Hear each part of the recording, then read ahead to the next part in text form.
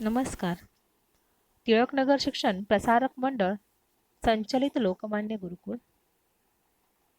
विषय परिसर अभ्यास भाग 2 इयत्ता 4. मी सौ सुलोचना गोरे चौधरी. मुलांनो, इयत्ता 3री मध्ये आपण परिसर भाग परिसर अभ्यास या एकच पाठ्यपुस्तकाचा अभ्यास केला. आता इयत्ता 4थी मध्ये आपल्याला परिसर अभ्यास भाग 1 व भाग 2 अशा 2 पाठ्यपुस्तकांचा अभ्यास करायचा आहे. परिसर अभ्यास भाग 2 मध्ये शिवाजी महाराजांच्या आयुष्यातील रोमहर्षक गोष्टींचा अभ्यास आपण करणार आहोत.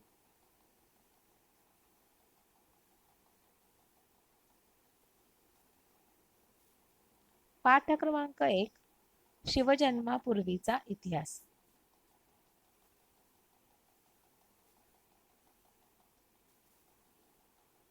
मुलांनो, शिवाजी महाराज हे थोर पुरुष होते आणि त्यांची जयंती आपण वर्षातनं 2 वेळा मोठ्या उत्साहाने साजरी करतो व त्याचबरोबर आदराने देखील साजरी करतो. एक तिथीप्रमाणे आणि दुसरी म्हणजे तारखेप्रमाणे अशा 2 प्रकारे शिवजयंती साजरी केली जाते.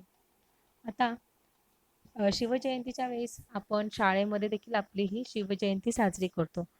आपण शिवाजी महाराजांच्या तसबिरीला हार घालतो, पोवाडे म्हणतो. अशा प्रकारे आपण शिवजयंती साजरी करतो. आता शिवाजी महाराज ज्या काळात होऊन गेले तो काळ मध्ययुगाचा होता. त्यावेळेस राजेशाही राजवट होती, अस्तित्वात होती. राजेशाही म्हणजेच मुलांनो, राजा म्हणेल तेच पूर्व अशी राजेशाही राजवट होती. मात्र राजा त्यावेळेस काही राजे प्रजेचा विचार करत नसे. प्रजा म्हणजे जनता किंवा राज्यात राहणारे लोक यांचा विचार करत नसत. ते आपल्याच चैन विलासात मग्न असत, म्हणजेच आपल्याला जे हवं आहे तेच करण्यात ते मग्न असत.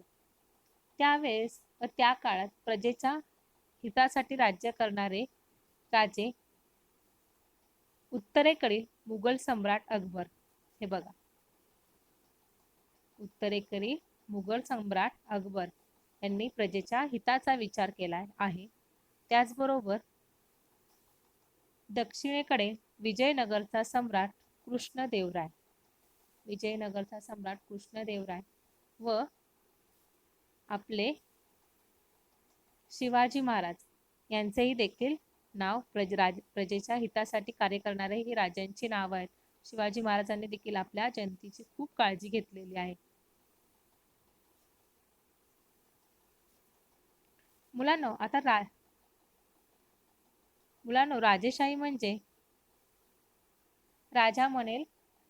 राजेशाहीमध्ये राजा म्हणेल ते जनतेला मान्य करावं लागतं. मात्र आता आपल्या इथे राजेशाही नसून तर लोकशाही आहे. आता लोकशाही म्हणजे काय तर बघा, लोकशाहीमध्ये निवडणूक प्रक्रियेद्वारे आपण सर्व लोक आपल्याला हवा तो त्या उमेदवाराला निवडून देतो व तो आपल्या प्रभागाचा, विभागाचा किंवा नवे तर राज्याचा आणि केंद्राचा कारभार पाहत असतो. त्यासाठी अनेक वेगवेगळ्या पक्षातील लोक आपले अर्ज भरतात. अर्ज भरून झाल्यानंतर एक ठराविक दिवशी निवडणूक असते. त्या दिवशी ते शाळेत ज्याचं निवडणूक केंद्र जिथे असते तिथे जाऊन मतदान करतात आणि झाल्यानंतर मतमोजणी होते आणि मतमोजणीनंतर अशाही त्यातनं एक उमेदवार तो निवडून येतो आणि तो आपल्या विभागाचा किंवा प्रभागाचा किंवा नवे तर राज्याचा आणि देशाचा कारभार पाहत असतो. हीच म्हणजे लोकशाही. लोकशाही म्हणजेच लोकांसाठी लोकांचे निवडून दिलेले प्रतिनिधी. आता यावर आधारित एवढा आपण जो भाग शिकलो त्यावर आधारित कठीण शब्द पाहूया. तसबिरीला, उत्साहात, कामगिरी, मध्ययुगाचा, राजेशहांचा, चैन विलासात, प्रजेच्या कल्याणासाठी, कृष्णदेवराय, गौरवाने. पुढे पाहूया. यावर आधारित प्रश्न दिले आहे. कोणत्या महाराजांची जयंती मोठ्या आदराने साजरी केली जाते? उत्तर असं आहे, शिवाजी महाराजांची जयंती मोठ्या आदराने साजरी केली जाते. शिवाजी महाराज ज्या काळात होऊन गेले तो काळ कोणत्या युगाचा होता? शिवाजी महाराज ज्या काळात होऊन गेले तो काळ मध्ययुगाचा होता. जोड्या लावा मुलांनो, जोड्या लावा बघायच्या आहेत. आता एक अ गटामध्ये एक मुघल सम्राट, 2 विजयनगरचा सम्राट, 3 कल्याणकारी राजा. आता ब गटामध्ये उत्तर आहे एक ब गटामध्ये दिलेले आहे शिवाजी महाराज, ब अकबर, क कृष्णदेवराय. आता मुघल सम्राट कोण आहे? तर मुघल सम्राट अकबर आहे. विजयनगरचा सम्राट कोण आहे? तर कृष्णदेवराय आहेत. आणि कल्याणकारी राजा कोण आहेत? शिवाजी महाराज. आता हे सगळे तीनही राजे आहेत ते सगळ्या राजांनी जनतेचा किंवा लोकांच्या कल्याणाचाच विचार केलेला आहे. आता शिवाजी महाराजांनी स्वराज्य स्थापन केलं. आता स्वराज्य म्हणजे काय पहिले ते समजून घेऊया आपण. स्वराज्य म्हणजे स्वतःचं राज्य. आता शिवाजी महाराजांपूर्वी 400 वर्षापासून महाराष्ट्रात काय नव्हतं? आपल्या स्वराज्य नव्हतं. आता मग काय त्यावेळेस कशी परिस्थिती होती मुलांनो? तर पाहूया. महाराष्ट्राची सत्ता अहमदनगरचा निजामशाह व विजापूरचा आदिलशाह यांनी वाटून घेतली होती. म्हणजे अर्ध महाराष्ट्र अहमदनगरच्या निजामशहाकडे होतं, तर अर्ध विजापूरचा आदिलशाह. आणि ह्या दोघांमध्ये सतत हाडवैर होतं. म्हणजे सतत ही दोघं एकमेकांमध्ये आली समोर भेटली समोरासमोर की सतत एकमेकांशी भांडतच असत. त्यामुळे त्यांना असं म्हटलंय की हाडवैर होते. मग अशा यामुळे आणि महाराष्ट्रामध्ये त्यावेळेस आपल्या महाराष्ट्रात देशमुख व देशपांडे मंडळी होती. ती वतनदार हे आपल्या वतनासाठी भांडत. आता म्हणजे त्यावेळेस ही अहमदनगरचा निजामशाह किंवा विजापूरचा आदिलशाह हे प्रत्येक ठिकाणी पोहोचू शकत नाही, म्हणून त्यांनी वतनदारांची नेमणूक केली होती. त्यामध्ये देशमुख आणि देशपांडे हे लोक काय करायचे? त्या ठिकाणचा किंवा एखादं गाव असेल त्यातले देशमुख व देशपांडे मंडळी तिथला वतनदार सांभाळत असे. पण त्यांच्या दोघांमध्ये पण वतनांसाठी म्हणजे हा भाग माझा आहे किंवा त्याच्यावरनं वतनांसाठी त्यांच्यामध्ये भांडणं होत असे. आणि या सगळ्यामध्ये मात्र आपल्या जनतेचं रयतेचं मात्र काय होत असे? हाल होत असे. आता रयतेला सुखी करण्यासाठी शिवाजी महाराजांनी काय केलं? स्वराज्य स्थापनेचं हे पवित्र कार्य हाती घेतलं होतं. एक आणि निव्वळ चांगला हेतू म्हणजे काय? स्वराज्य स्थापन का करायचं? तर माझ्या राज्यात राहणाऱ्या लोकांना मला सुखी होताना पाहायचं आहे. आणि त्यासाठी त्यांनी काय केलं होतं? तर स्वराज्य स्थापन केलं होतं. यावर आधारित कठीण शब्द पाहूया मुलांनो. स्वराज्य, स्वतःचे, निजामशाह, आदिलशाह, सुलतानांनी, जुलूम, हाडवैर, धोक्याचे, जहागिरीवर त्रास, अंधाधुंदी, अन्याय. आता यावर आधारित प्रश्न दिलेले. स्वराज्य म्हणजे काय? खालील प्रश्नांची उत्तरं लिहायची आहेत. प्रश्न क्रमांक 1 स्वराज्य म्हणजे काय? आताच मी सांगितलं स्वराज्य म्हणजे स्वतःचे राज्य. महाराष्ट्रात शिवरायांनी काय निर्माण केले? महाराष्ट्रात शिवरायांनी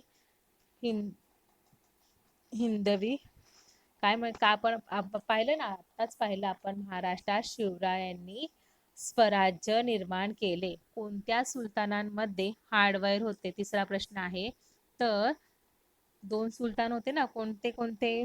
तर एक आहे तो म्हणजे अहमदनगरचा निजामशाह व विजापूरचा आदिलशाह या 2 सुलतानांमध्ये हाडवैर होते. आता महाराष्ट्रात कोणते वतनदार होते? 2 वतनदार होते ना, की ज्यांच्यामध्ये सतत महाराष्ट्रामध्ये भांडणं होती. एक म्हणजे देशमुख व देशपांडे. असं असं लिहूया उत्तर आपण. महाराष्ट्रात देशमुख व देशपांडे हे वतनदार होते. आता पुढे भाग बघूया आपण. आता शिवरायांनी काय केलेलं आहे की आपल्या रयतेला सुखी करण्यासाठी या भांडखोर वतनदारांना त्यांनी काय वटणीवर आणलं. स्वराज्याच्या कामी त्यांचा काय करून घेतला? स्वराज्य स्थापनेचं काम मोठं काम होतं आणि या स्वराज्याची स्थापना करण्यासाठी त्यांना काय घेतलं? त्यांचा उपयोग करून घेतली, त्यांची मदत घेतली. आणि जे रयतेवर अन्याय करणाऱ्या सत्तांशी ज्या होत्या त्यांच्याशी काय दिली? शिवाजी महाराजांनी झुंज दिलेली आहे. तसेच जे स्वराज्य निर्माण झालेलं आहे त्या स्वराज्यात त्यांनी कोणत्याही प्रकारचा भेदभाव केला नाही. तू हिंदू आहेस, तू मुसलमान आहेस म्हणून तू माझ्या स्वराज्यात यायचं नाही, असा कधीच त्यांनी भेदभाव केला नाही, तर सगळ्यांना आपल्या स्वराज्यामध्ये सामील करून घेतलेलं आहे. सर्व धर्माच्या साधू संतांचा शिवरायांनी सन्मान केलेला आहे. कोणालाच हिणवून बोलले नाहीत ते कधी. शिवरायांची कामगिरी पाहून आपल्याला काय मिळते? स्फूर्ती आणि काय मिळते? सतत प्रेरणा मिळते. त्यांची आपण एखादी गोष्ट ऐकली किंवा पाहिली की आपल्याला काय वाटतं, अरे वा, आपण पण असं छान करावं का, असं आपल्या मनात वाटतं. म्हणजेच काय मिळते आपल्याला? स्फूर्ती आणि प्रेरणा मिळते. यावर आधारित कठीण शब्द आहेत बाळांनो: वटणेवर, झुंज, हिंदवी, न्यायाचे, सन्मान, धर्मातील, प्रेरणा, स्फूर्ती. रिकाम्या जागा भरूया. शिवाजी महाराजांनी रिकाम्या जागा भरा. शिवाजी महाराजांनी न्यायाचे टिंबटिंब स्वराज्य स्थापन केले. शिवाजी महाराजांनी न्यायाचे हिंदवी स्वराज्य स्थापन केले. 2. शिवाजी महाराजांनी सर्व धर्मातील साधू संतांचा सन्मान केला. 3. शिवाजी महाराजांनी स्वराज्यात हिंदू मुसलमान असा भेदभाव केला नाही. 4. शिवाजी महाराजांची कामगिरी पाहिली की आपल्याला स्फूर्ती व प्रेरणा मिळते. धन्यवाद मुलांनो. पुन्हा भेटू आपण नवीन धड्यासह. Bye bye.